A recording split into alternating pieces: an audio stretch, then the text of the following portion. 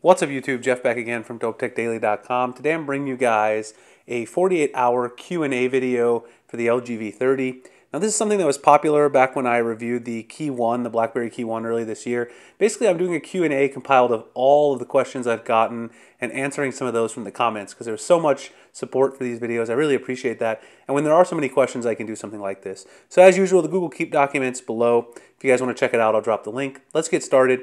First question is, a lot of people were asking me about the build quality, how I feel about it, and how it compares to the Galaxy Note 8. So the build quality, as I mentioned in my original unboxing, the phone is very nicely built with that glass in the back, slightly curved towards the edges, tapered a little bit. Not curved as much as in the front as the Note 8. It's very slippery, and definitely if you use this without a case or skin or something on the back, you're going to catch a lot of fingerprints, and I would imagine quite a few scratches, micro scratches over time. I haven't gotten any yet. I went naked with this for a couple days on this phone. I didn't put a case on it, and then I used a case for a day. I used the UAG case, so I've been testing that out. But so far, I haven't seen any scratches, but I have a feeling over time, if you don't use a case, that's probably going to occur. Very slippery phone though. Also very light in the hand. So if you compare this to the Galaxy Note 8, you notice right away how light the LG V30 is. It's definitely the lightest smartphone in this larger phone category, and you definitely notice that right away. It's also much smaller than the Galaxy Note 8, and that form factor really shows when you pick it up in hand. I overall like it. Some people might find it a little bit hollow, but I don't think it feels hollow or too cheap or anything. I like the light feel and the overall quality build that LG has come up with on this phone. The next thing is the OLED display, and this is an issue that a lot of people asked about, so I investigated it.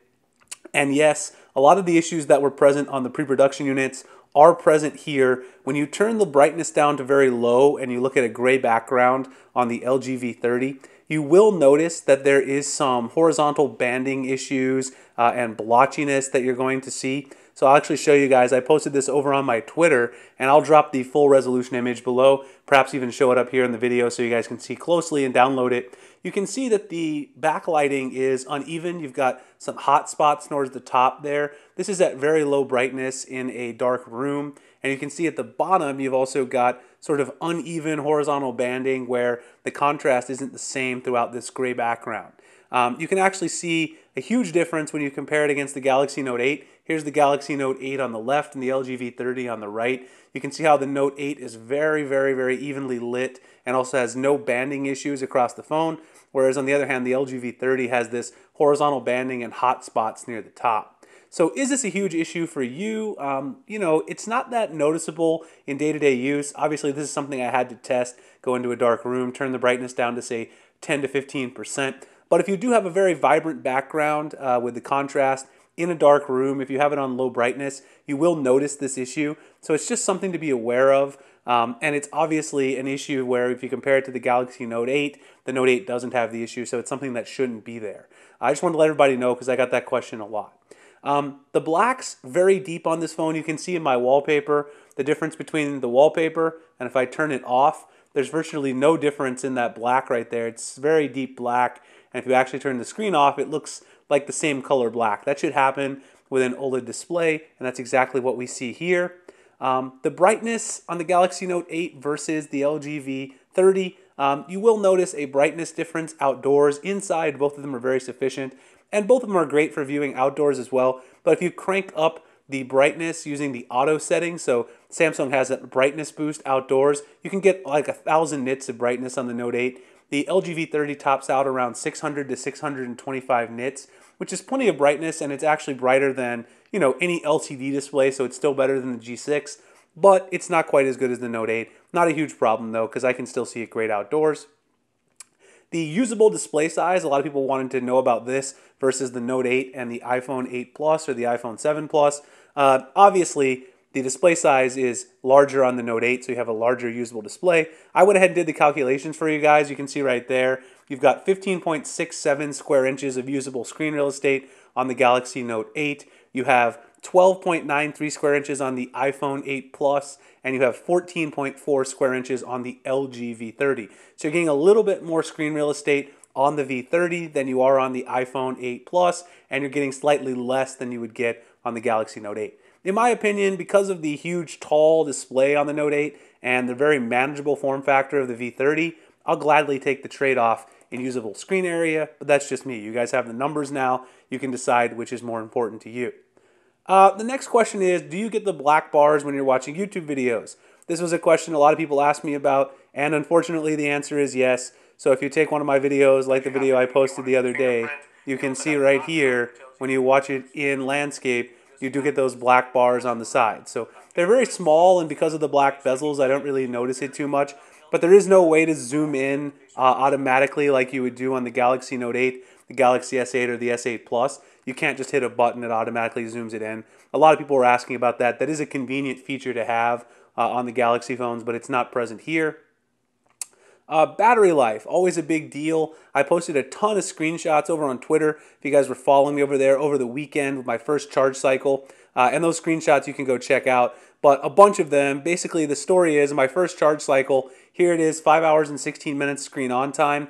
You can see I still had 25% left there. So this was on pace to get over 6 hours. I went to sleep at this point. I basically killed it. I took a lot of photos, about 40 photos. I was answering YouTube Studio comments all day because the original LG V30 videos were doing so well. A lot of comments. Watched some YouTube videos, streamed some podcasts and Pocket Casts. It was a mix of LTE and Wi-Fi. I would say I was on LTE for about 3 hours that day. The rest of it was around home. So this week while I'm at work, I'll get a better idea of the overall battery life because I'll be using LTE a little bit more. But that's what I saw in my first weekend of usage. Obviously, I'm at home a lot more on the weekend than I am during the week.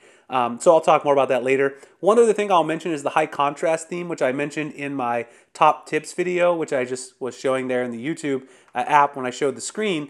You can see here the high contrast theme, which has got a black theme to it. It's very nice, and this seems to save battery life if you navigate around settings or like to switch things quite a bit because it's all black, and obviously on that OLED display, if you pair it with the dark wallpaper, you can save a little bit of battery life on that.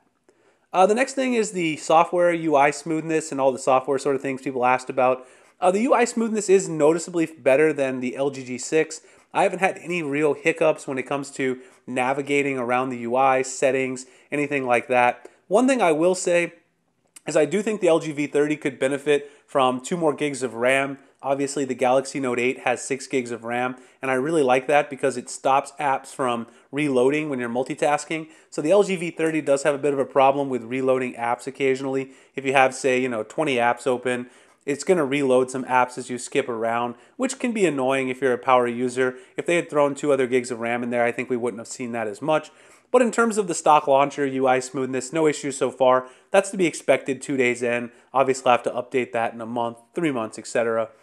The floating bar, people asked if I think it's useful. It's not really a full replacement for the secondary ticker display because you used to be able to get notifications up here. So is it a full replacement for that feature they had in the V10, the V20? No, not really. It is useful if you want to have some shortcuts, but you can just as easily use the settings, the quick app launch menu here to get between apps. It is nice, though, to have some things like the screen capture and memos like this that you can use at the top. So this is a feature that I like to use on the LG phones occasionally to take a quick note. It's not as good as, say, the Smart Select on the Galaxy Note 8 because you don't have the S Pen, but it is something you can use, and you also have the selfie shortcut there. So it's a nice little feature. There's actually an Android app that someone launched that'll allow you to get the the floating bar on any phone. So I'll link that below if you guys want the floating bar. You can get it on any phone, not just the V30. All right, so the next thing about the software is the camera UI, etc. So a lot of people want to know about the camera performance. So what I'm going to go ahead and do is show you guys a few photos that I took over the weekend here in a little slideshow so you guys can check them out. You guys can see what you think yourself. I have a couple that I'm comparing to the Galaxy Note 8, so there are labels on them. You can see the Note 8 versus V30, and I'll come back and talk about it just in a second.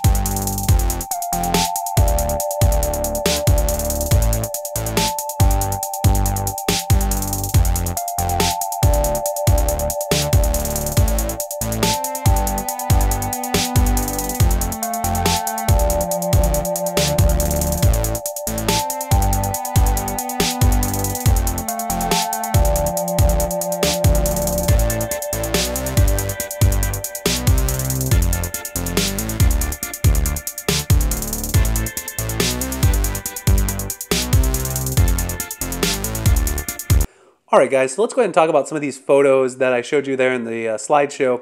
Couple of photos that I compared with the Note 8 and the V30. This is a photo right here of my wife. I took it in a portrait mode here at a restaurant. Very dimly lit. I think the V30 did a really great job on this photo. It's very bright. It's brighter than the Galaxy Note 8 shot. Did a great job of capturing detail of the booth and also the background. I was really impressed with this shot from the V30. Indoors in very dim lighting. I also took this photo of the wine glass. In this case, I don't know, it's pretty close between the Note 8 and the V30. Some of the details around the rim of the glass are preserved really nicely here on the V30, whereas the Note 8 missed some of those details. A few of the other photos I took here of my breakfast, the V30 did a great job. That f1.6 aperture, doing a really good job of capturing this inside. This was during the morning, so a little bit of daylight coming into the restaurant, but still pretty dimly lit. The donut holes, very great detail. I think the Note 8 and the V30 very close on this photo. When you take photos from further away, it's harder to tell the difference between the Note 8 and the V30. On macro shots, I think the V30 really shines where you have opportunities for bokeh. In the back, you can see here a very nice shot of this flower, and it's a very nice depth effect there in the background. The Note 8 also does a decent job, but I prefer the V30 in that particular photo. Some other texture shots I took outside here of the rock. It does a little bit of overexposure towards the edges on this particular shot, whereas the Note 8 keeps a little bit better balance. So I might have to give that one to the Galaxy Note 8. Another macro shot that is just beautiful, focusing here on those flowers in the forefront. You've got some blur in the background. So overall, very impressed with the V30. I think that it does a great job of capturing natural colors in low light. One thing that I will say is that the selfie camera, I always include a selfie even though I don't like to take them. It's not that great. I think LG really could have improved the front-facing camera considering the rear camera is so good. I haven't had a chance to take any video yet, but you guys can let me know what you think of the shots that I showed in the slideshow, and let me know if you think the Galaxy Note 8 did better in those few shots that I had the comparison on. Obviously, I'll have a full comparison of the Note 8 and the V30 very soon, just some preliminary shots to give you guys an idea there. The speaker, a lot of people asked about this. The speaker is not that great. It's a bottom firing speaker, so what do you expect? It gets loud, but it's not very clear at high volume, so in my opinion, it's not perfect for listening to music. It's great for listening to things like podcasts. So if you want to listen to podcasts, or you're just watching a YouTube video like I was doing before, you guys can see how loud it gets at max volume. Have you move your face around left and right, up and down to get more of your face, and so that captures it a little bit better. You can also do voice recognition, which is really nice, and that's part of the smart lock, basically. So you can see that it's okay for listening to things like a podcast or a YouTube video, audio, but if you're listening to music, it's really not very clear, and I wouldn't recommend it, which is a shame considering how great the internal audio is. The DAC, everyone asking me if this lives up to the billing, and it absolutely does live up to the billing. I'm super impressed with the DAC. Listen to it with my Sennheisers, my Audio Technicas, also my Bose and my Beats. It sounds phenomenal with any pair of high-end headphones. If you've got a good pair of wired headphones, this is a reason for keeping the headphone jack. Everybody's getting rid of it. This kind of high-quality audio is exactly why I'd love to see the headphone jack in the Pixel 2 XL. Don't know why Google decided to get rid of it, but if you really want that high-quality wired audio, you can go with the V30. User-accessible notification LED. A lot of people want to know if it has one. It does not. So I tried to find it in the settings. There's no settings for the user notification LED to be enabled. You also can't use a third-party app. I tried to use LightFlow, and it just doesn't work. And then the last question, someone wanted to know if you get the Daydream VR with purchase if you buy through AT&T like I did. Yes, you absolutely can. All you have to do is send in a mail-in rebate, and you do get that Daydream VR with purchase. To redeem that, all you got to do is mail it in. Anyway, that's my Q&A, my impressions. I like it a lot so far. The display issues are a little concerning, especially since the Pixel 2 XL is going to have the same display. So I'm a little worried about that, making some issues there. Build quality, great. Camera, fantastic. The DAC is amazing. A lot of compelling reasons to buy this phone. If you guys have any other questions, drop them in the comment section below. I'll be happy to get back to you. Find me at dopetechdaily.com. Google+, Instagram, and Twitter, the links in the description. Please like and subscribe and hit the notification bell so I can make future videos like this. And I'll see you guys in the next one. Thanks a lot for watching.